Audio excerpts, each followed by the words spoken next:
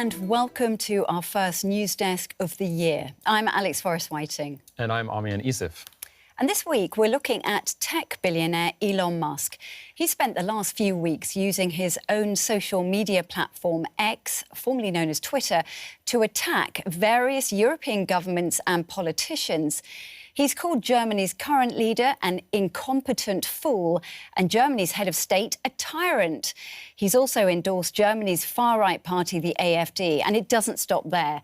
Musk has labelled the British Prime Minister utterly despicable and evil, and he's called for an end to the Labour government there. So this week, we're looking at this topic. Elon Musk goes after European leaders. Will they push back? And we have a couple of great guests down the line. We have Jack Perrick. He is our Brussels EU correspondent. He's going to be on the line with us. We also have Brendan Fisher. He's the Deputy Executive Director of the investigative watchdog Documented.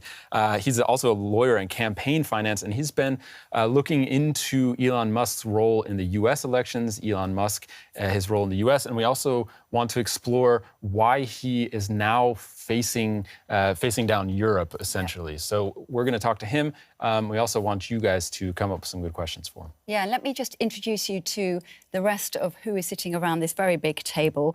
First of all, we have got Cherry Chan, who many of you will know already because she's a big favourite here on News Desk. You will see her in the chat, but also Cherry herself produced a video on Elon Musk, on the man who is, a sort of a profile piece about him. So that means that you've done your own research and you'll be able to bring some of that into this conversation as well, I hope. Yeah, it was actually a very interesting report to work on. And back then, I actually interviewed Brendan, who is our guest today, and it was very interesting. So I'm really looking forward to have a discussion with him. But first of all... Oh, and you'll put it in the chat, won't you, that video for people to be able to see? I will put it in the chat. First of all, I will have to present our poll question today, as usual. Today, we are asking, should Musk stay out of Europe's politics? We have three options. Yes, it's none of his business. Or no, his opinions are welcome. Or, like it or not, is free speech. So please vote, and we'll talk about the results later. Great. Yeah, so far it's already been interesting results. I already voted, so I got a little snapshot of what's going on there on the poll. We also want you guys to ask your questions.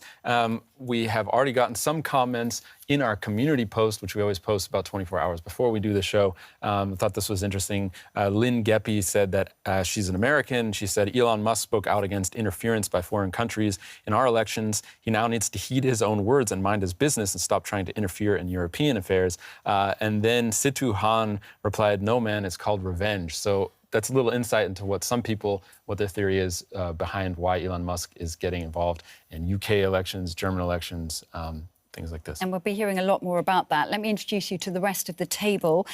We've got two faces that you will know, recognisable. We have DW correspondent Thomas Sparrow. Thomas is also a fact-checker, so you're kind of wearing two hats today, a politics correspondent and a fact-checker. And the fact-checker is what you know a lot about X, you know quite a lot about Musk, so that's very handy having you here. Thank you for coming back. My pleasure. And we have Pablo Foley-Elias, who will be giving us a bit of background to all of this.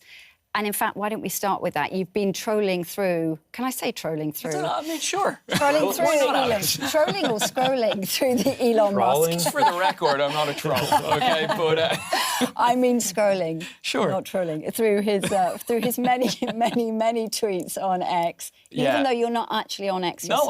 No, I'm no longer on X. That's the new vegan, isn't it? It is, yeah. And I don't go on about it, though. So that's good. And now you're being forced back onto Although I have X. said it about 5 times today, I have to say. But absolutely right, Alex. Hello to everybody. I was looking at Elon Musk's, let's say, comments and online usage in detail. Interesting to say the least. And of course, he's not shy of making comments about leaders across the world, but interesting here in the context of Germany. Of course, we have this election coming up in just a matter of weeks. And he, as you mentioned before, endorsed the Alternative for Germany, the AfD, the far-right party here in Germany. I can actually, Dustin is in the control room and he can perhaps bring up some of the tweets that we've been looking at. One here that is... clear where his intentions lie. Only the AfD can save Germany. Now, the person that he's retweeting there. And actually, you can see at the bottom how I'm not logged in because I don't have an account. But it's Naomi Zeibt. Now, Naomi Zeibt is in her 20s. She is a far-right influencer. And Elon Musk has been commenting and retweeting quite a lot of comments from Naomi Zeibt.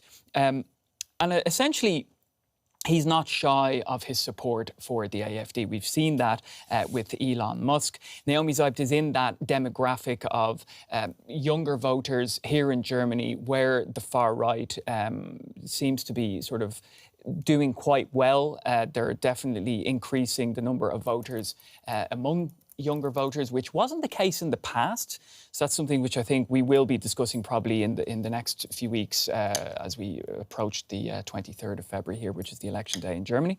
I'll bring in another tweet as well from Elon Musk.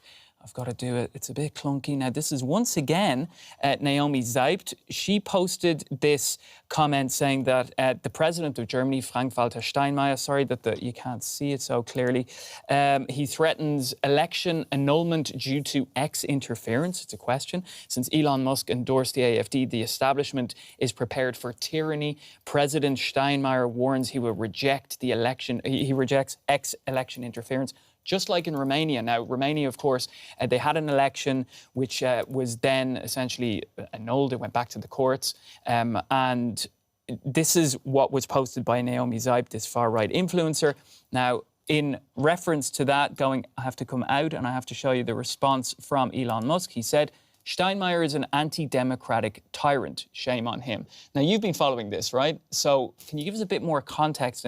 Because that's strong language, That's quite strong language. And once again, and also for our viewers around the world, Frank-Walter Steinmeier is the president of Germany, OK? And they don't have the same level of power that the president has in, say, the United States, right? So there are several things that I think are important here. One, when he criticizes and insults the German president, he's criticizing and insulting the head of state.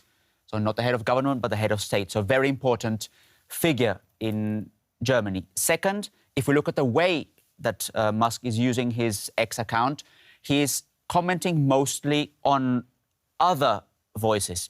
So there are those who are criticizing Musk by saying that he's amplifying far-right narratives by precisely using these voices that are already there. That's the second thing. And the third thing is, just as I have two hats on today, Elon Musk also has two hats on. He's the world's richest man. He's a very influential and successful businessman, but he's also someone who's going to play a role in Trump's incoming government. So when we analyze the impact of these posts, we have to analyze them from those two perspectives. The perspective, which is the business perspective. In fact, Elon Musk said himself that because of his business interest in Germany, he believes that he has the right to talk about German politics. Questionable. But second, it's obviously looking at his role in politics. We have to really understand him now as not only a businessman, but also someone who could be considered a politician. And that will also explain why governments around Europe are reacting in the way that they're reacting to Elon Musk's comments. We'll be talking about that in a little bit, but just... And also, I mean, to continue on, it's great context that you've given there. What you said there is with regards to his... I suppose whether he should or should not be commenting on leaders of countries. He didn't hold back in criticising Scholz. He also said in the opener of today's show, he said in this tweet, which Dustin will bring in now, Elon Musk says Scholz should resign immediately, and he calls him an incompetent fool. So once again, very harsh language there towards the Chancellor. And I mean, you know, we're kind of seeing these kind of comments, this sort of flippant use of language against leaders that we're not used to seeing, I don't think. But he doesn't seem to care. That's for sure. Well, and the reason why he's criticizing Germany's president and Germany's chancellor has to do also with the fact that he's supporting the far-right party, the AfD, which is second in nationwide polls here in Germany ahead of those elections on the 23rd of February. And he not only used his platform on X, but he also, and I think this is very relevant, used an opinion piece on Welt am Sonntag, which is a very influential conservative newspaper here in Germany, where he said that basically the AfD was the only party that could save Germany from an otherwise sort of terrible scenario. So it's not only that he's using his platform, it's also that he's gone straight to the media outlets that he and other, let's say, Trump officials would normally criticize, the so-called mainstream media that they use politically, to actually express his support for the far-right AFD. And talking of the far-right AFD, of course, he's going to be holding a live discussion with Alice Weidel, who is one of the co-leaders of the AFD, in around 24 hours' time, isn't he? Obviously, which has been controversial in itself. Obviously, the AFD is delighted at the support coming from Elon Musk. They have retweeted some of his posts and commented on them.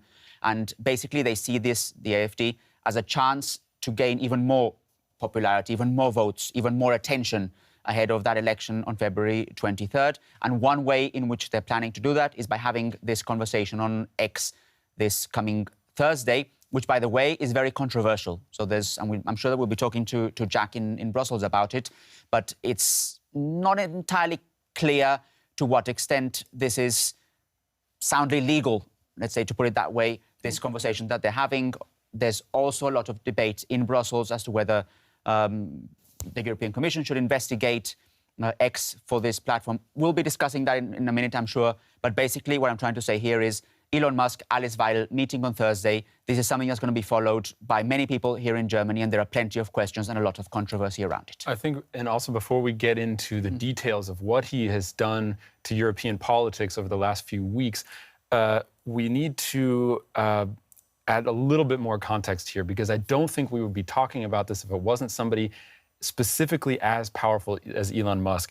I anticipated a lot of people in our chat would be Elon Musk supporters. A lot of people are fascinated by the stuff he's been able to achieve. But we're getting a lot of comments saying that he's too big for his britches. He's become too powerful. We've had a lot of chime in. Hannah Kurt says his ego is just getting bigger and bigger. Now there's not any differences between the U.S., China, Russia, and Elon Musk. Comparing him to entire countries. You said that he's wearing two hats, but I would add a third. He owns Twitter. And we don't have a precedent for the world's richest man also being one of the closest confidants of the world's most powerful man, which is always the United States president, and owning one of the biggest media platforms. It's not a newspaper, it's not a TV show. He owns a platform where all of the newspapers and TV shows put out their content. We stream content on his platform. Absolutely. So when you have somebody making these extremely political comments about elections, who has these three powers, the media, the political, and the financial power of Elon Musk, I think it's unprecedented in history. So Totally I just want to make sure that people understand that it's not just about Europeans disagree with Musk and therefore we don't like when he gets involved. It's just really, we haven't seen something like this and we don't know how to deal with it yet. I think if he didn't have that political hat on, probably the reactions would have been different. But the fact that he's got that political hat on, that he will play a role in the incoming Trump administration, means that European governments that are reacting to these posts need to be very careful on how they react.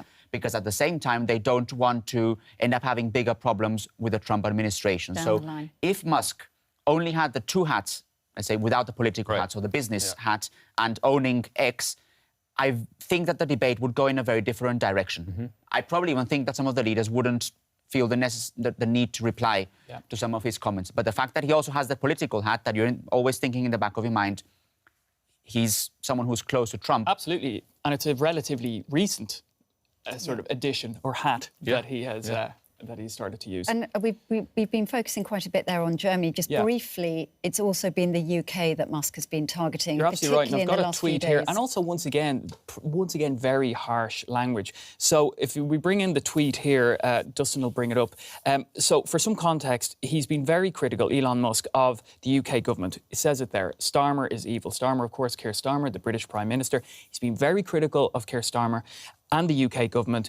And in recent days, essentially what's happened is he's jumped on the bandwagon of the right-wing media and Conservatives in the UK with regards to the current Labour government's handling of rape gangs operating in the UK in the past. Now, for a bit of further context to that, there's been a years-long public inquiry into child exploitation that concluded in 2022. Now, the chair of that inquiry in the UK made some urgent recommendations, which the previous government of the UK, the Conservative government, did not implement. So it's up to this Labour government to do that. Another person that Elon Musk has really gone after as well is one of the key ministers within Keir Starmer's government. She's been singled out for her recommendations and for supposedly not doing enough. Now, her name is Jess Phillips. She is the safeguarding minister. And for those who aren't familiar with Jess Phillips, she's someone who has worked tirelessly to end domestic violence in the UK. So before she became a minister. politician, exactly. She worked for. So she's been an MP, I believe, since 2015, but now she's holds this position, this very important position within the UK, or within England. This is sort of talking about this idea that there's sort of no filter to where Musk will go with his criticism. Yeah, because she's come out saying that that his targets have meant that she's now been. She's been targeted. She's been receiving a lot of hate. Politicians always get this, but it's been extreme over the past few days. Absolutely. We have a few things in common here then between the UK and Germany. One, the aggressive language that Elon Musk has used against the respective leaders. Second, a criticism towards governments that are both centre-left. Third, the fact that he's been retweeting far-right voices. So these three elements, I think, are important to understand why. Like, why would Elon Musk specifically focus on Germany and the United Kingdom? And also, what could come next? Because I don't expect him to just say, OK, I'll stop with Germany and the United Kingdom. It would be interesting to see what country comes next in his list of things to criticise. At that point, I do want to talk to you about examples of misinformation at some point, but I think this would be a good chance for us to bring in Jack Parrock, who is our Brussels correspondent, who is down the line and joining us again, because he can perhaps answer that question that you've just posed there. Just to remind you that we're talking about Elon Musk and about the role that he has been playing, particularly targeting European leaders and where it's all going. Are they going to push back? And that's what we're talking about here on News Desk.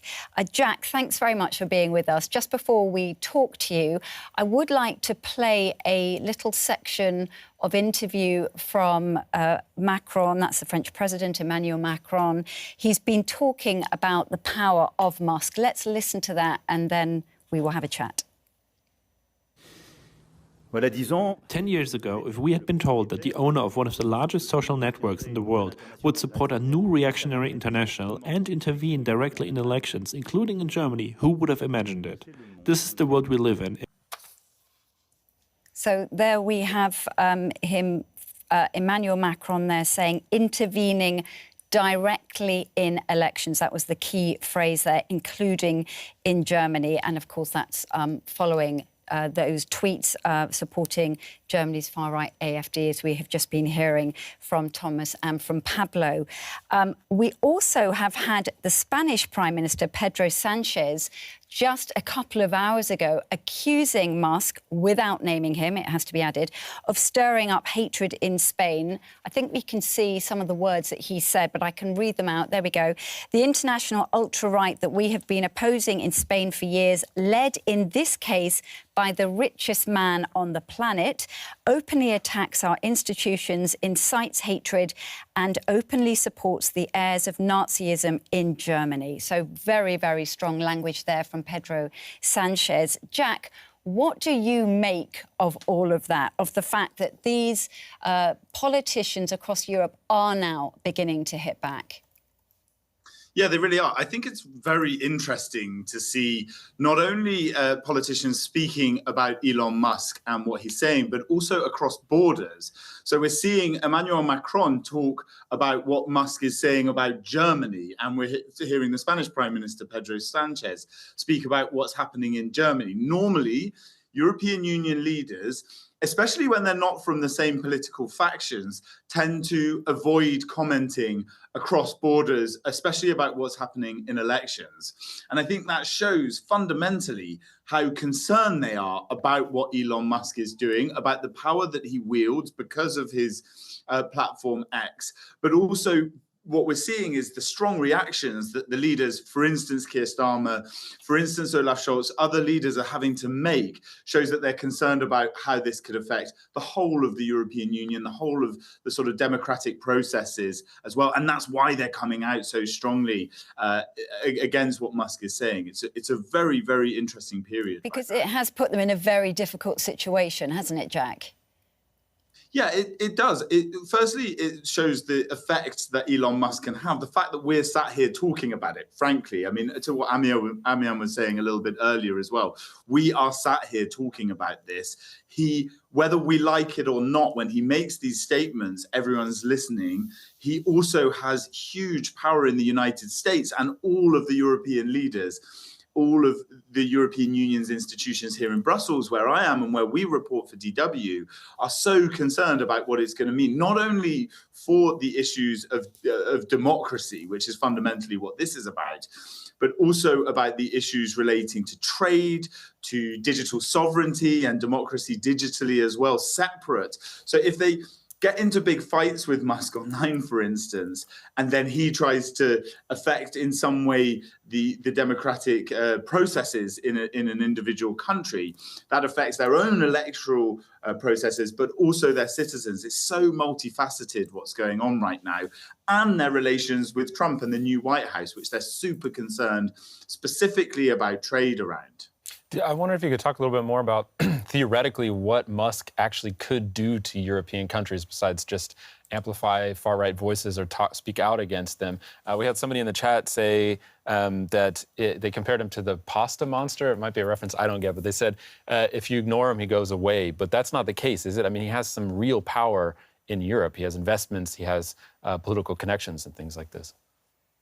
He does, and also he has big trade relations. The EU is dealing with Musk, specifically related to the car imports, where the European Union has put tariffs on electric cars if they come from China, and a lot of Teslas use battery technology that comes through China. So they're fighting him sort of on that issue, if not directly. Also, the X platform, whether we like it or not, I mean, this show right now we're streaming on X. DW is streaming on X. A lot of us are still tweeting, myself included. I'm not sort of accusing anyone of anything. There is still a lot of power on that platform. I think the amplification of voices is the biggest issue right now, and the attacks on individual politicians. As far as the European Union goes, it already has an infringement procedure, an investigation over how X deals with things like dark patterns on X, whether data resources are available fully for researchers, its content moderation through its community notes rather than having sort of third-party investigators. That's all out there now. It's being accused. There's sort of a sense among the Brussels sort of insiders, especially the digital ones, that perhaps this could go a little bit quicker, that actually maybe the European Commission needs to speed that up. It's not sort of high pressure on them yet, but there is a sense that within what's called the Digital Services Act, which is this big sweeping legislation that the European Union brought in to try and put the reins on these very large online platforms. That's the sort of official terminology which X comes under. There is this infringement procedure, but it hasn't produced anything against X and against Elon Musk just quite yet. And we will be talking about that a little bit later, Jack. Just picking up on that, Thomas, you know, we were mentioning that examples, for example, of misinformation, which we're all sort of alluding to here. You have, as a fact-checker, looked at some of these in quite some detail, haven't you? Is there anything in particular that stands out as an example of where this has gone so wrong and what could be picked up on by the European Union? So one thing before, because I want to comment on something that Jack said, because when we look at the DSA and how other countries are also dealing with these kinds of things, I think it's important to look at the very big picture, because for a long time there was this idea that these platforms, as they evolve, were sort of the place where freedom of expression could be protected, where basically no rules were there, but where people could say everything they wanted. And we're now going more and more into a version where, yes, obviously, freedom of expression still needs to be protected, but there has to be some rules. There needs to be some clear rules what people can and cannot do on these platforms. And one of the things that governments, and in particular also through the DSA, are trying to tackle is the issue of disinformation. Yeah. I would like to differentiate between misinformation with an M and disinformation with a D, because disinformation with a D means that people are doing it on purpose, to cause harm, to basically affect negatively the political discourse, the political debate. So it's not only about making a mistake, misinformation, it's really about disinformation. And that is something that many governments around the world, also at the European level, are trying to deal with. So that is also the question that comes next. Yeah. It's not only about dealing with Musk and his comments on X. It's also about whether he shares comments that can be interpreted as being disinformation. What needs to be done there against the platform, not necessarily against Musk as an individual, but against the platform. When you specifically ask about examples, there are loads of examples. And the more difficult the political situation, the more a situation develops, say an attack or an election, the more you will see cases of disinformation spread. And Elon Musk has clearly understood that. Mm-hmm. And when there's a developing situation, that's when he can really publish his comments that will go viral, obviously, because he's obviously in control of the algorithms as well. And that's when we have a big problem, because people are searching for reliable information. And among the reliable information, they will also find then pieces of information that are definitely not fact-based. Well, one example would be the Steinmeier tweet, right? Because that was taken out of context. Basically what Steinmeier had said is that he stands against election interference, whether it's like covert Russian interference or if it's openly done through X. That was the extent of his statement. He said nothing else besides that. So he never said that he was going to annul election if Elon Musk got involved, which is what Elon Musk's interpretation was. And when we look at the different types of disinformation, that is one of the classic types of disinformation, taking things out of context. And you see that in some of Elon Musk's comments. And I'll go to some of the others because he has also used, for example, during the US election campaign, AI-generated pictures of Kamala Harris. He also commented on everything from immigrants voting to the whole voting system in the United States. He's commented on the Christmas market attack in Magdeburg here in Germany at the end of December. He's commented on all sorts of things, and not everything is disinformation, but many of his posts can be considered disinformation and have been fact-checked. And I'll give you one statistic. There was a report that came out in the US that said that his posts during the election campaign that were fact-checked and considered disinformation were viewed over 2 billion times in the United States. This gives you just an idea of how influential this man is with that platform that we're talking about and why there is a desperate need from the government perspective to actually regulate in one way or another the content that is being published there, specifically content related to disinformation. To jump on that just very briefly, I know we're going to talk about it later, but I just want to jump on that because it's exactly what the Spanish government introduced in a bill 3 weeks ago, which is exactly to fight disinformation by looking at ways that they can do that. And what they're going to do is essentially force digital platforms and social media influencers over those who have a certain, we'll say, number of followers to rectify their comments. So it's a way of sort of forcing the truth on some level. Now, whether it's going to work or not is another thing. Well, there's one problem which is a very evident problem, namely disinformation spreads faster than the truth. That is a very sad reality, but it is a reality. So basically, we're always a step behind if we're doing our fact-checking. I still very much believe that it is necessary to do fact-checking, but it means that disinformation, sadly, spreads very fast. And governments are thinking about ways in which they can do that by, for example, also asking specific platforms to either correct the information that is being published on the platform, and if they don't do so in a matter of time, they will face considerable fines. Yeah. That was something that, for example, was the core element of Germany's law called NetzDG, which obviously now falls into the DSA as well at the European level. So fining social media platforms that do not tackle the issue of disinformation in a quick and effective way. And you will have seen the latest news coming also from Meta, because it's not just X. No. Basically, every big social media platform is now having an issue with disinformation. And the dilemma there, to look at the big picture, is to what extent freedom of expression needs to be protected and to what extent some content needs to be regulated when it becomes very harmful. Because, for example, with the riots in the United Kingdom last year, with the Christmas market attack, you can very clearly say that if disinformation is spreading, that has a direct impact on people's lives where they are. It's not something that is just happening in the online world. It has a direct impact in people's lives. I'm going to out myself. I know you guys know this already, but for the audience, I'm American. What? So yeah, I know it's not obvious, but I actually do. That's one very American thing about me is I do think that I have a different feeling about freedom of speech. I do sense a little bit more urgency in protecting freedom of speech than safeguarding against disinformation with other tools besides education and things like this. A more natural way of defending yourself against disinformation, obviously, is to counter it with more information, better information.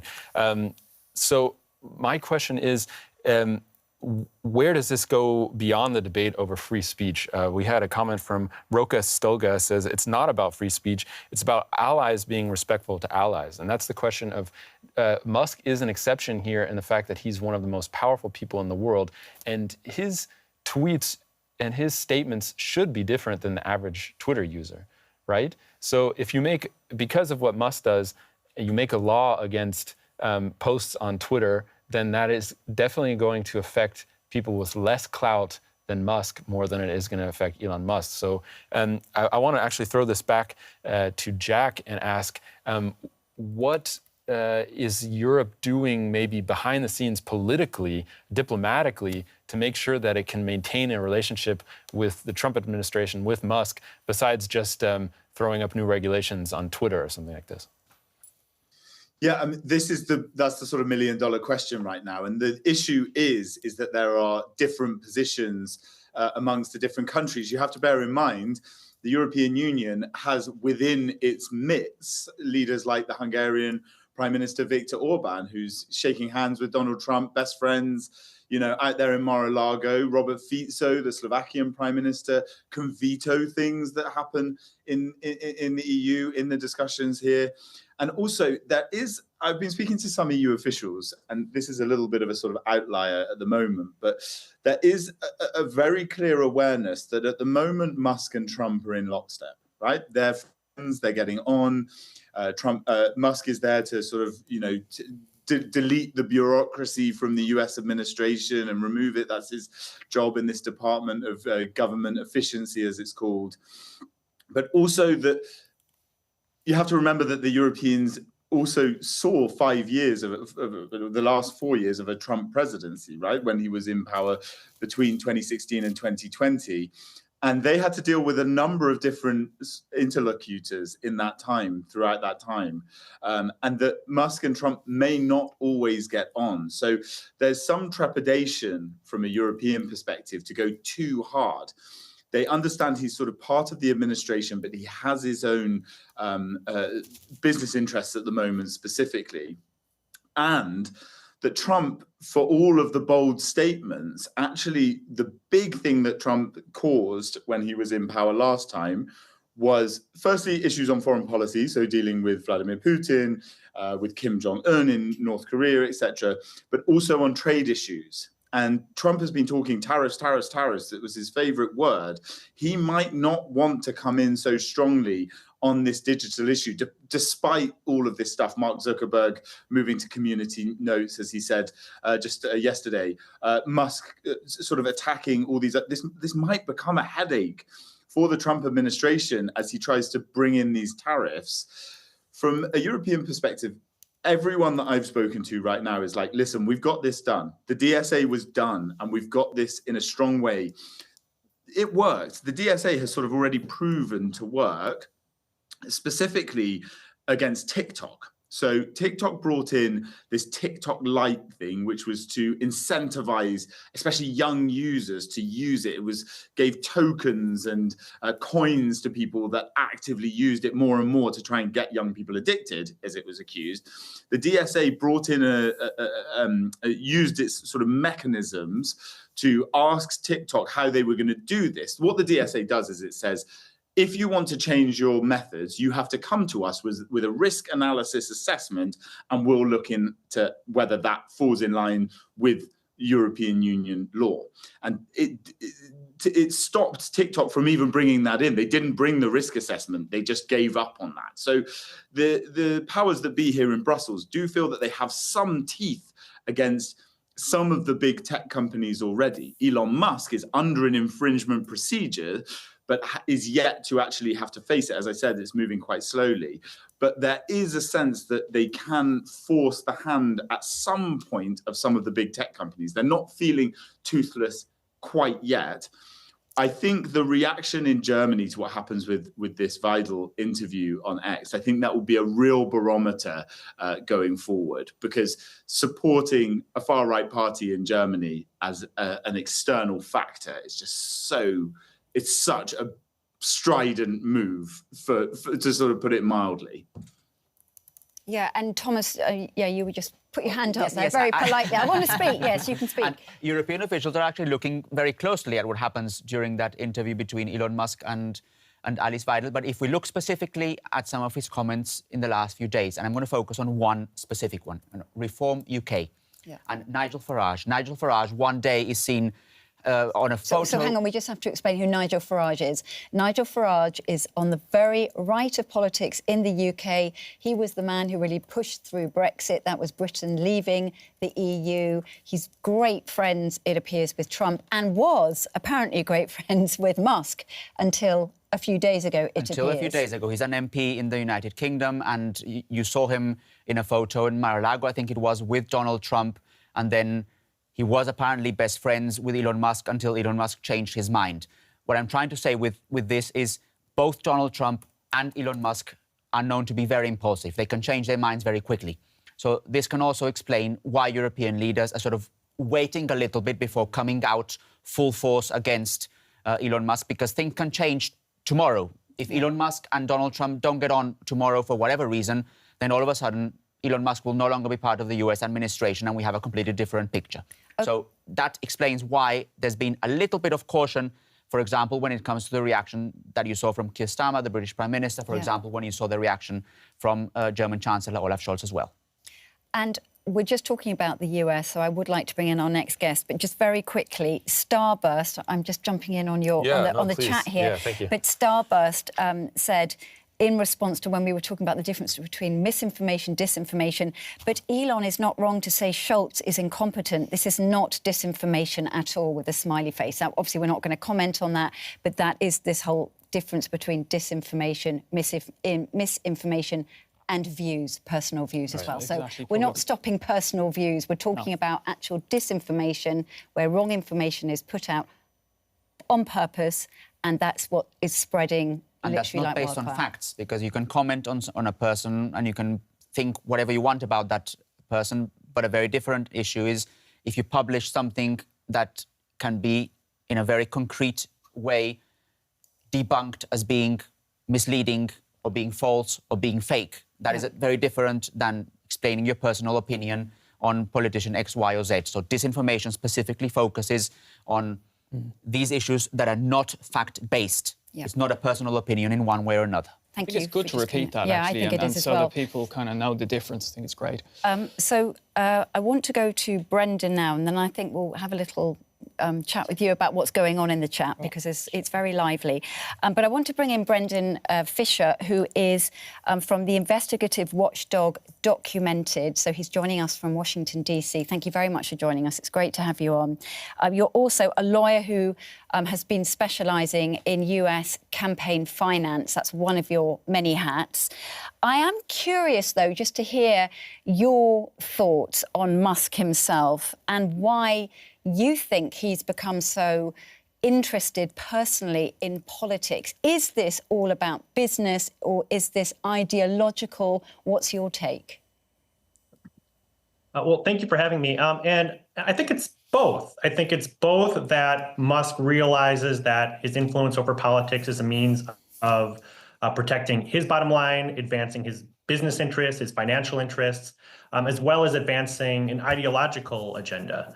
And just to piggyback off of what some of your earlier discussion, the reason we're talking about Musk's influence on the world stage, it's not just a function of his personal wealth. It's not just a function of his celebrity or his ownership of a major social media platform. It's attributable to Musk having poured at least $277 million into super PACs this year to help get Trump elected. Prior to Musk pouring over $250 million into U.S. elections, he and Trump didn't have a relationship. And Musk does not have a formal role in government. He's leading an advisory commission that really has no substantial influence. So the reason we're talking about Musk, the reason that world leaders are taking Musk's positions and his statements seriously is because he's perceived to have a substantial amount of influence over Trump, thanks to his spending over $250 million to get Trump elected. Yes, that's the political influence in the U.S. We do have people asking, why Europe? Why is he focused on Europe? Before we got into this discussion, my running theory was, why are most Americans talking about Europe on Twitter? And it's usually because of American politics itself. They don't really care what happens in the old world. What they're doing is they're reflecting trends in American politics and trying to gain some kind of influence over U.S. politics through discussions about what happens in Europe. Europe being a bastion of social democracy where governments spend money on people. And I wonder if this has something to do with Musk, if he's actually making a pitch to Americans saying, look, Europe failed because they spent too much money on mass transit and Social Security. We shouldn't do that here. So he's getting involved in European politics to make the experiment fail, essentially, in order to pitch that to American voters. It's a possibility. It's a bit early to tell whether this is part of a strategic ploy versus this having been something that just recently came to Musk's attention and he launched off a flurry of tweets about it, versus just a broader effort to drum up controversies to keep himself at the center of attention. And this is something we've seen with Trump as well. There is this effort to flood the zone and to raise all sorts of potentially crazy issues, knowing that your opponents can't fight you on every one. So certainly Musk has international influence. He has business interests across the world. The extent to which this is a strategic ploy versus a personal ideological vendetta it's a bit early to tell. And you mentioned there about his relationship with Trump, but you also said that he's going to be in an advisory position rather than actually at the heart of Trump's government. How much influence do you think Musk actually will have on Trump? Do you think we're going to see the two walking hand in hand, if you like, in the future? Or is that too early to say as well? Well, so far it does seem like they are walking hand in hand. Musk has even gone so far as to rent out a place to stay at Trump's Mar-a-Lago. So they are working very closely together. The relationship seems strong. Again, attributable to Trump, to Musk having spent over $250 million to get Trump elected. But both Musk and Trump are famously mercurial. They both have very large egos, and Trump himself is very adverse to the perception that anybody is pulling his strings. So if Musk, I think there are many ways that Musk could get too aggressive with trying to influence Trump. But thus far, the relationship does seem strong. The extent to which they're marching in complete lockstep is unknown. The extent to which Musk's interest in UK politics aligns directly with Trump's foreign policy is unknown. But certainly the two are very closely connected. And again, I just have to keep repeating this point because it still blows my mind. The reason we're talking about this, the reason that Musk has so much influence is because he has the ability and willingness to spend over $250 million pouring money into US politics. Maybe we could also talk about how he got that money and why he has become the celebrity that he is. We do have some people in our chats basically supporting him. Daniel Newman says, if you don't like Elon, then make your own spaceships, social media, and electric cars. No one is stopping you from competing in the market. Let the customers decide. You've been studying Elon Musk for some time now. Can you explain why he's so popular? Can you explain basically the pitch behind Elon Musk? Yeah. Well, I don't think anybody is talking about preventing Musk from creating electric cars or launching a space program or trying to get to Mars. The problem is when he takes that power that he's amassed in the economic marketplace and converts it into political power. And that's what U.S. campaign finance laws are supposed to prevent. And the U.S. campaign finance system has been eroded in recent decades thanks to a series of U.S. Supreme Court decisions like Citizens United. And that's the reason that we're having this conversation today, because Musk has been able to pour this astonishing amount of money, amass, through legitimate means in the economic marketplace, and convert it into political power. So it is a good question why he has become so popular. Some of the positions that he's taken have aligned with those of the MAGA movement, opposition to quote unquote wokeism, opposition to the rights of transgender individuals. And then his purchase of Twitter, now X, has I think really helped propel him to superstardom, because there were a lot of complaints in MAGA world about Twitter's purported efforts to crack down on disinformation and to suppress conservative voices, and Musk has steered that platform into an entirely different direction. I mean, it's fair to say, isn't it, that Musk made a pretty good political bet, didn't he, by backing Trump? And we've talked about it already, but the fact that we've had now Mark Zuckerberg coming out in the last 24 hours on behalf of Meta, so Facebook, Instagram, saying, actually, we're going to get rid of moderators as well. We're just going to have it's just going to happen within the community. It's incredible how things are changing so fast since we know that Trump is about to become president in the next couple of weeks. Right. It has been the political landscape has shifted very quickly, and with Musk in particular, we've talked about his influence or potential influence on the world stage, but you're right. And in terms of domestic policy, he has made a very good bet. SpaceX, Musk's space exploration company, receives billions of dollars in federal contracts. There are a number of investigations into his companies that are very likely to end now that Trump is going to be taking office. And then additionally, he's working in a very highly regulated landscape. Electric vehicles, space exploration, his other companies are all very heavily regulated. So his ability to lighten that regulatory load is going to continue to increase his profit margin. So there are a number of ways that the $277 million that Musk spent getting Trump elected is going to result in far greater yields for his companies and for himself personally. A hip-hop guru asked how much money did Elon make since he joined Trump. I think that's not $1 million question, that's a multi-billion-dollar question, isn't it?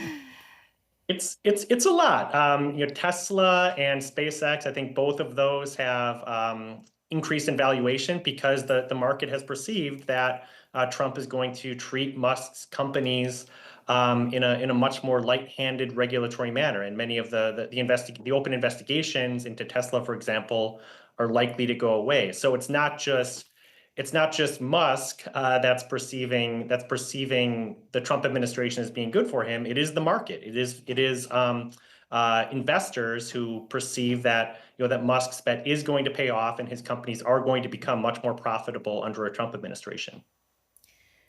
Thanks very much for that, Brendan. Don't go away. I just want to interrupt the conversation to go to Cherry Chan, just to give us an idea of what's going on in our chat. I know it's busy, but what's the kind of sense that you need to be telling us? What are people saying? You're right, it is quite busy in the chat. There are a lot of different opinions about Elon Musk as a person, but there are also quite a number of people responding to what actually we talked about before about the DSA. I think it's about the European Digital Services Act. Yeah, exactly. Because there are some people asking if Elon Musk has so much influence because of X, wouldn't it be good to block X in all Europe, or can Germany block X if it wants? But then there are also other people who are against it, saying that what was that? the act should be scrapped. It's a Trojan horse to control freedom of speech and expression. I think we actually also discussed about that before the show, and I think maybe we can answer to that later. Well, I mean, I'm happy to talk about it now, and certainly, yes, Tom's got his hand up, and I know, Jack, you'll want to come back in as well, and we've got Brendan, so we're very busy. Sorry, I like raising my hand. Raise your hand, I like it, because then I know. Orderly. One thing to Brendan, because I understand the position that maybe Musk is benefiting from being aligned to Trump. I was reading today the other side of the story, potentially, that there's also some kind of uncertainty among financial experts when it specifically comes to Tesla in Europe, because they're not sure where this is all leading to. So it's not just good news for Elon Musk and for his companies. I also sense some kind of insecurity, potential instability, depending on where this all goes to. That's something that I was reading specifically today. On the specific issue of the DSA and maybe blocking X, I don't think that's in anyone's interest, because one of the absolute vital, paramount elements of European democracies is freedom of expression. By the way, also in the United States. So blocking a platform because that platform promotes content that is not in the likes of everyone or that is just based on disinformation, I don't think it's something that European politicians are looking into. It's more about how to deal with the information that is being published in it. So if there is a good debate, a debate that sees many different views and many different positions, then perfect. If there are issues that can be labeled as disinformation, so not fact-based, then that's where regulation would come in to make sure that that disinformation does not spread in the way that it is spreading now. So it's not about blocking, it's about regulating. And I think that's an absolute, a fundamental difference in the approach and in the positions that many people are arguing. They say, yeah, block X. Well, it's not about blocking X, it's about making sure that these platforms that have played also a good role, I think that's important to stress it, it's not only a negative role. In the past, they've played a good role also in promoting freedom of expression, in highlighting different views, that positive aspect can continue and that the negative aspect can be diminished but not necessarily blocked completely. And why the reason for that, too, which might surprise Elon Musk, is because the German government knows if it went too hard against X, if it went too hard against freedom of speech, they would get voted out. That would help the AfD if they appeared to be authoritarian. So that's the attacks against the German government being tyrannical. It's ironic that the German government can't block those attacks, because if they did, then they would be seen as tyrannical by their own people and then they would be voted out. What they can block, European officials, is content that, as I say, is labeled as disinformation, that is a hate crime, that is illegal. They need to block those, absolutely. But they need to make sure that what they're blocking, if they're going to block something, is really labeled as illegal, hate crime, hate speech, and so on. And that's where the difficulty lies. And that's difficult if they've got rid of all the moderators. And that's difficult if they've got rid of all the moderators and independent fact-checkers. Yeah. So one thing, I just want to jump in on that, because, I mean, when I was in the States as the correspondent during the Trump administration the last time, one thing that came up time and time again was this sort of questioning of fact. You know, from when I was out and about reporting, people would say, yeah, but that's not true. I'm like, yeah, but it's fact.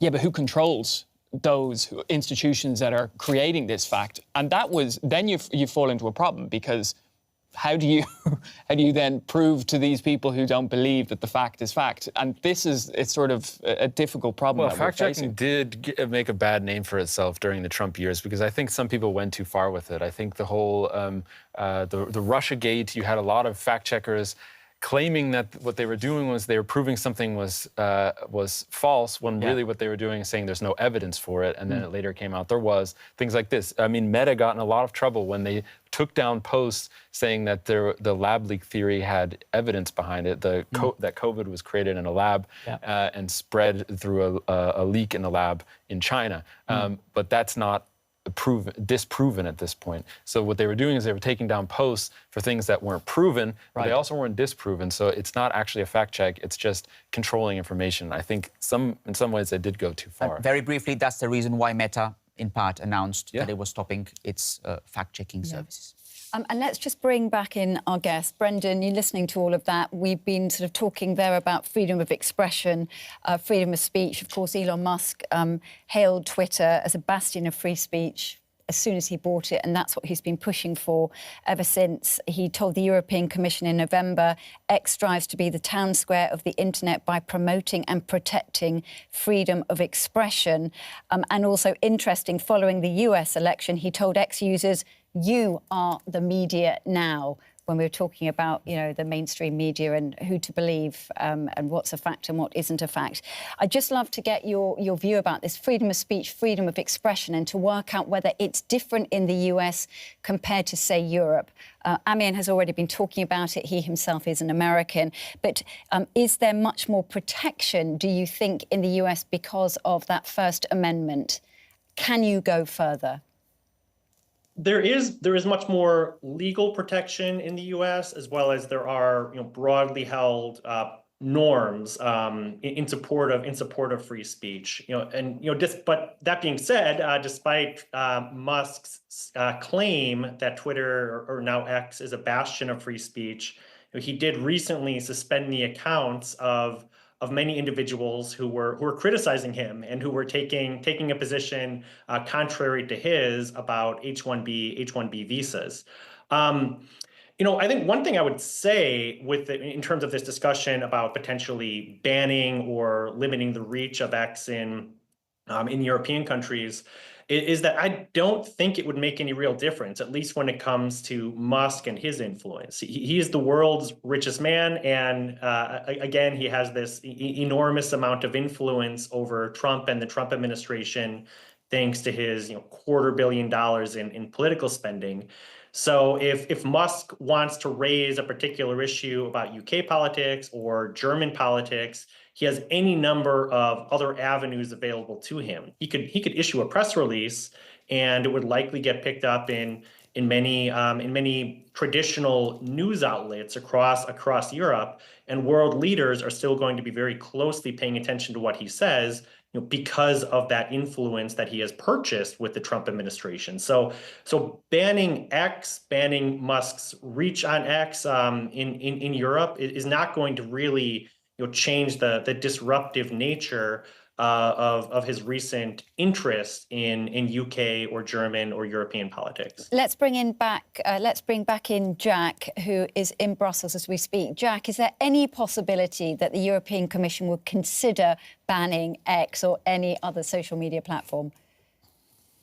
I think it's too soon to tell. Interestingly, when they launched those infringement procedures against X, they stated that there's that was back in the end of 2023. They said that there's 112 million active users of X every month. So it's hard to remove the access to a social media platform that a quarter of the EU's population are using regularly.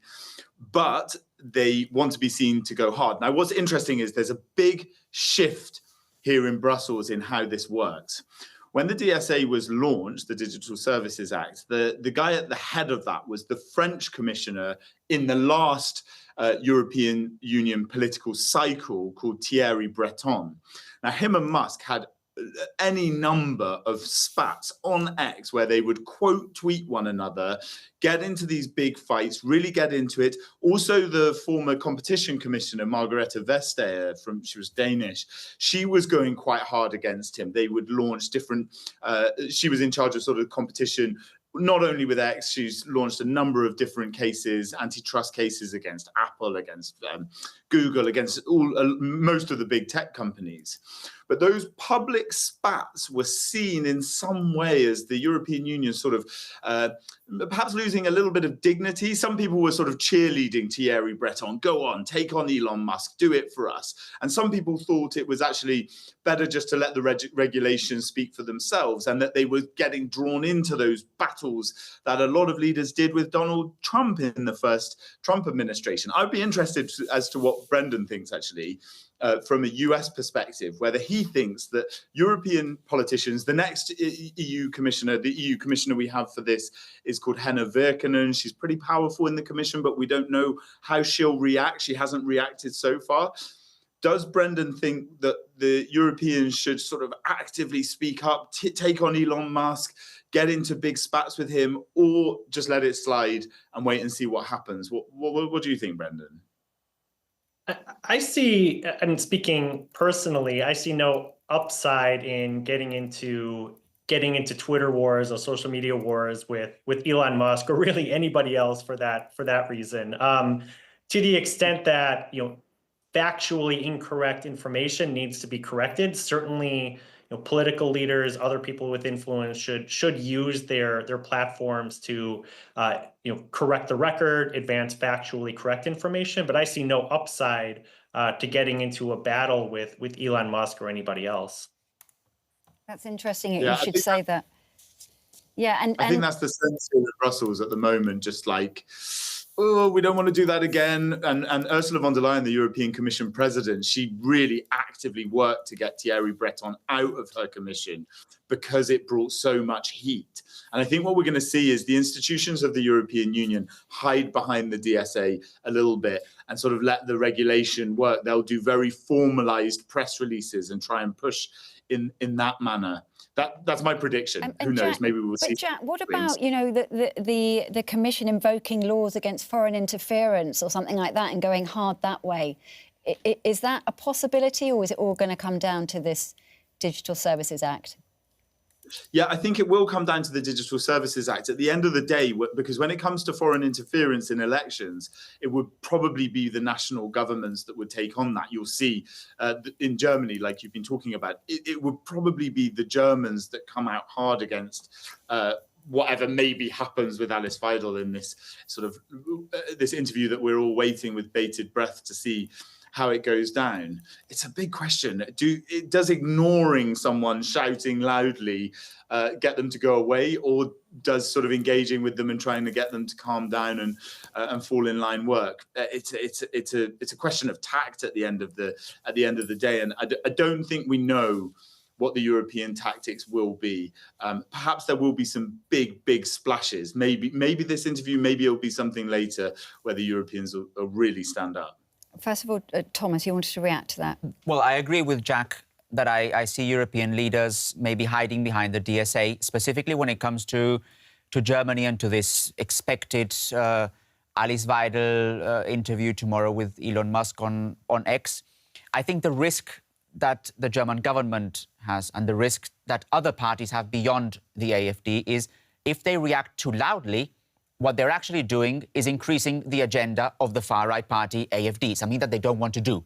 We're already seeing that the focus in Germany is not on immigration now, or security now, or the economic situation, or social affairs, all topics that are very important for the election. But since December, since those first tweets or those posts by Elon Musk, the topic has been Elon Musk. So if Olaf Scholz, all the other parties react too much, I'll put it that way, when it comes to tomorrow's interview, then what they're essentially doing is giving more of a platform to Elon Musk and to the AfD. On the other hand, they can obviously not remain silent. They're not going to just say, this has happened on X, and they're saying all sorts of things on X, and the government or the other parties, the Greens, the Liberal Democrats and so on, they have to say something as well. So what I expect to see in a similar vein to what's probably going to happen in Europe is this caution, they have to react, but not too far, because they have to wait and see. And they also want to push their own political topics and their own political priorities and not make everything just about Elon Musk and the AfD. So what we're talking about right now basically is Elon Musk's political influence, his speech, and how his speech influences European politics. That's what I feel like we've been focused on so far. And the responses to that in Europe have been either ignore him and maybe it'll go away, come out swinging and ban. I mean, nobody in Europe, I think so far, has said that they would go so far as banning X, but at least using the DSA to control some of what is being said on X. So that's all about his speech, right? But what's also interesting is his influence behind the scenes. We talked about this a little bit with Jack before, but we're getting to it with this comment from Avocatul Poperuli, who says, how is it possible that one individual can have so much power to launch and orbit all kinds of satellites, which no one knows anything about? I mean, probably some people do. The Europeans should ban Starlink satellites. So there's another way that Europe has been responding to Musk's influence, and that's through countering some of his actual power, not his political power, not his power of speech, owning media outlet, but the way that he has a foothold in European society. So one thing that happened after the Russian invasion of Ukraine is that the European Space Agency, which launches its own satellites, stopped using Russian launch pads, the Soyuz launch pads, and they took a lot of that traffic over to Elon Musk's SpaceX, which made them more dependent on Elon Musk, thinking, we don't want to be dependent on Vladimir Putin, so let's be dependent on Elon Musk, which slowly has seemed like another trap. Starlink is another thing that is used for defense purposes all throughout Europe. It's used in Ukraine. And if you have somebody like Elon Musk who owns Starlink, like was brought up in this comment, obviously the question is, how do we get away from Elon Musk without shooting ourselves in the foot? And that brings me to this project that was actually launched in December. Not a huge coincidence that it's at the same time that Elon Musk is getting more political influence.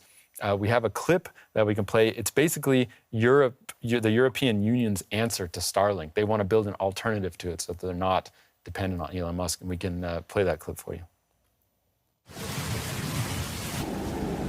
In an era marked by uncertainty and volatility, secure connectivity is imperative. We rely on it to manage crisis and contribute to the defense of Europe, ensure surveillance and protect critical infrastructures, drive new business opportunities and bridge the digital divide. The EU is developing a state-of-the-art satellite system to provide secure, reliable, and cost-effective connectivity to governmental users and businesses. So my question to Jack and Brandon, if we have time to bring both of them back in, is this strategy, could that work? Could Europe actually create alternatives to Musk's products that would make them less reliant on him? Yes, simple answer is Europe is quite far behind when it comes to space, and they're aware of that. But there's this constellation program called IRIS-2, which is an important part of trying to basically get the satellites around the world independent. And interestingly, even just the sort of optics of this, the new European Commissioner, one of them has a new title called European Commissioner for Defence and Space. So those things are interlinked. It's Andrius Kubilius, who's a former MEP, former leader in Lithuania. Really, really important position for him.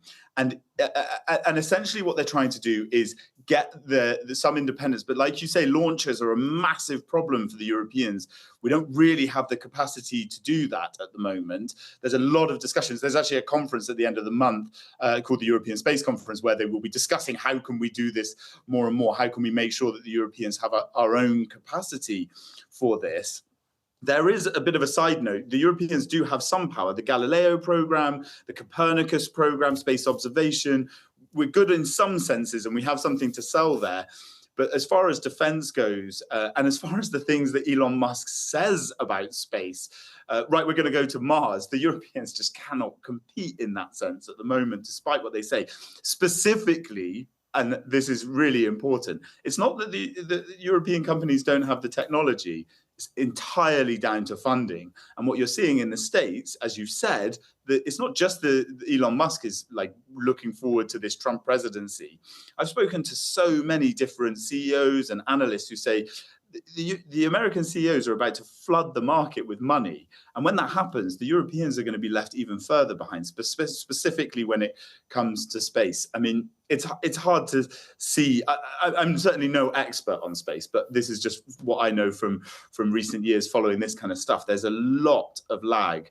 And actually, this is it. Should they jump to these comments when Elon Musk says, right, we need the AFD, all these different political issues, or should they try and compete on the real heavy lifting, dealing with electric cars, dealing with space, hitting on the trade issues?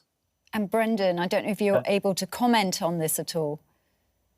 Sure. I mean, certainly it would make strategic sense for countries in Europe or around the world to diversify and not have not be too heavily invested into anything run by Elon Musk, because it's become clear that he is unpredictable, that he will use the companies he owns to advance political or personal or ideological vendettas. So you are dealing with a person and a set of companies that is outside the norm, that is driven by something beyond just market forces.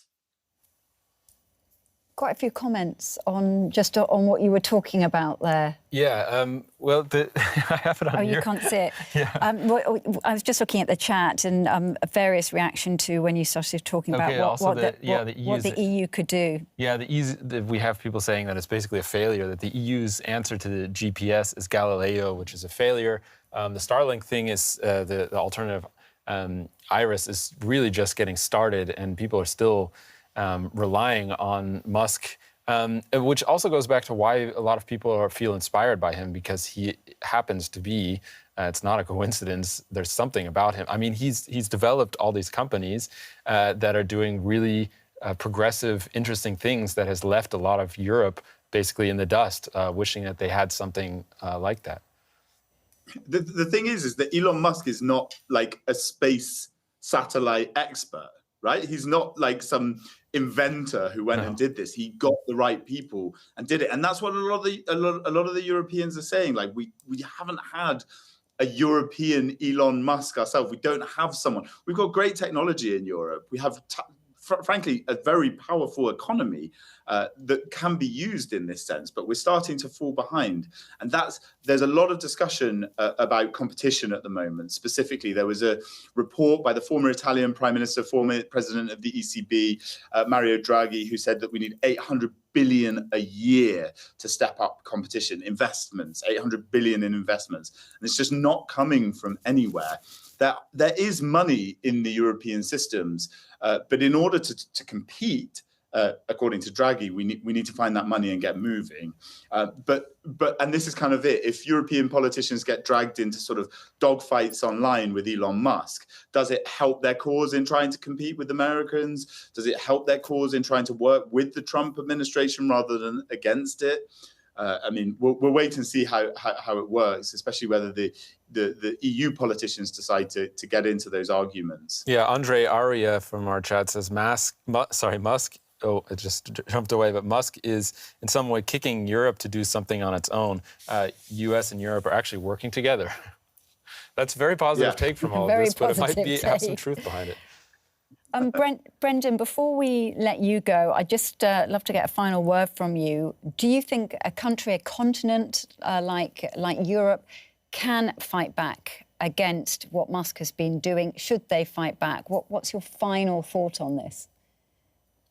Yeah, it's a great question. I think they certainly should fight back, but it should be strategic and tactful. I don't think getting into social media wars is going to advance any particular strategic interests, but certainly trying to become more independent and perhaps taking a cue from the U.S. and enacting or learning from the mistakes of the U.S. and enacting stronger campaign finance laws, including bans on foreign money in a country's elections, would go a long way in helping to limit the influence of Elon Musk and other billionaires. Thank you very much. Brendan, thanks very much for all your time. You've been with us for quite some time, so we very much appreciate it. Thanks for your insights, and we look forward to speaking to you again. Thank you. And just as we say goodbye to him, Jack, I'd love to also get a final thought from you on all of this. We did have a comment actually on Facebook that's just been flagged to me. How insanely submissive are the European elites to the US interest? Can you imagine the outrage and indignation if it was a billionaire of any other nationality, say Chinese or Saudi? Yeah, I mean, this is it. But the thing is, Elon Musk is not just a billionaire of sort of any other nationality. He is a powerful voice, and he has the ear of the most powerful man in the world, the US president right now. So we have to look at it. What's that quote they say? If the US sneezes, the rest of the world gets a cold, and it still is that situation at the moment, you know, and the Europeans know that they have to look towards their ally, specifically on, I mean, we could go on about this for ages, and I know this was meant to be a final thought, but they're trying to keep keep Trump in support of the fight against the Russian invasion of Ukraine. It's a huge priority. They've got so many issues that are interlinked with the US administration that they have to sort of play this and find a way. I don't have the answer to that. And I don't think any of the European Union's leaders do at the moment, but they know that they're going to potentially have to find a way through this. And we'll see what happens when Trump gets into office on January the 20th, what happens after that, what he actually does from a policy position. That's probably more important than what Musk tweets in favor of different European politicians. Thank you very much for that, Jack. Thanks for joining us. Thanks for your input. And I know that you've been covering this story already today, so you've probably got to get back to work. But thank you very much for spending time with us. Thanks for having me. And we will talk about the poll in a second, but we've obviously had a very big, broad conversation where we've talked about Musk, the politician, the man, the billionaire. We've talked about all his other interests, such as Starlink, all the rest of it, Tesla. Just with your political hat on, first of all, going to have to divide these up. Where do you see this? Where do you see Germany in particular going with this whole issue of Elon Musk, particularly given the politics here? We've got this election coming up, but also the fact that freedom of expression is also part of the constitution in Germany. Is there anything more that they can really do, or do they just have to sit back and watch? I'll put it this way. If I had to advise the German Chancellor or members of other parties, not the AfD, on how to react to this, I would, and I don't advise politicians, but if I had to advise politicians, I would advise them to react, but to do that, as Brendan said, in a strategic way, to not engage in any kind of social media war or conflict, and to then try as good as they can to shift the topic away from Elon Musk to the wider political topics, which include trying to have the best possible relationship with the incoming US administration and focusing on some of the very urgent matters that they have at hand right now leading to that election on February 23rd. So that would be, let's say, my take if I had to sit here with Olaf Scholz and say, Mr. Scholz, this is what I think you should do. OK, and now with your fact-checking hat on, what would you say?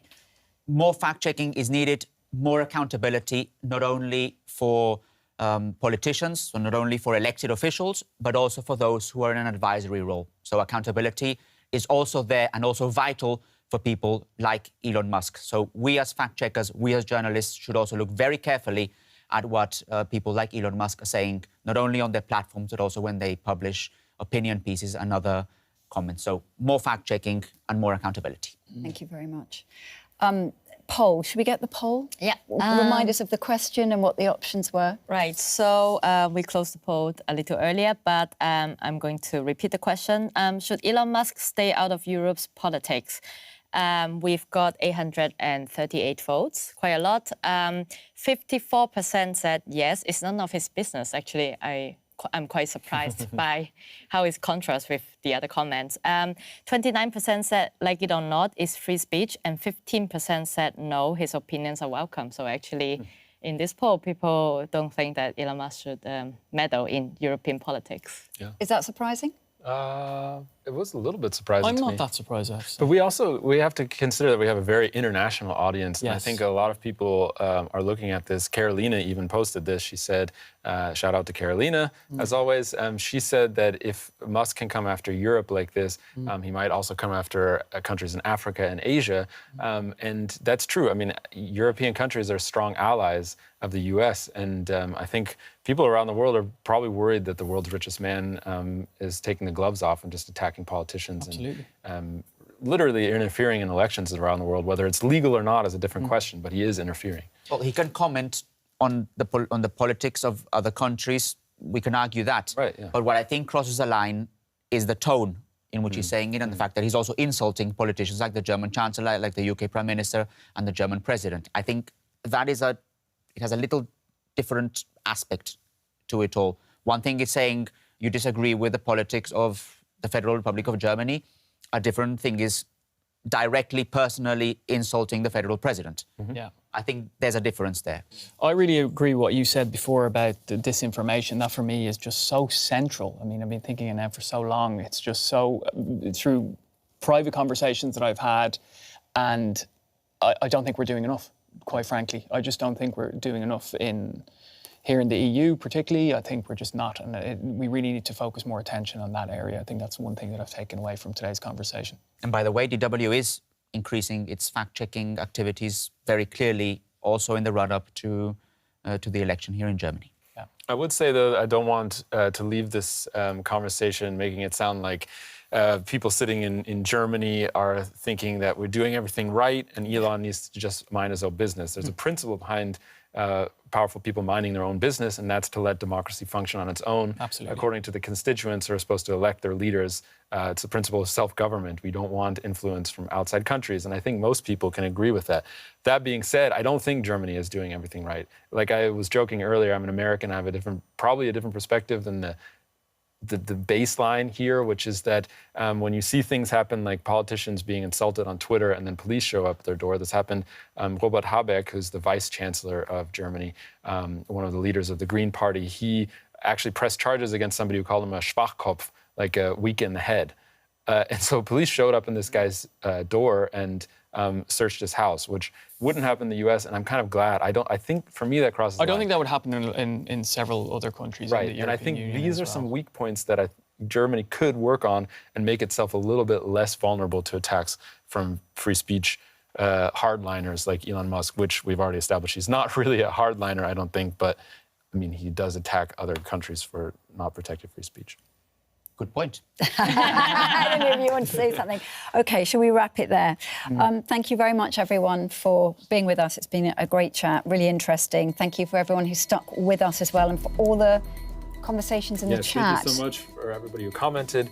As always, we're going to post our next topic of discussion on this show 24 hours before we go live, which is Wednesdays at 3 p.m. Berlin time. So once that post is up, you guys can already start throwing your comments in there. We usually read those comments at the top of the show, so those are important to us. Yeah, thank you very much, and we'll see you next week.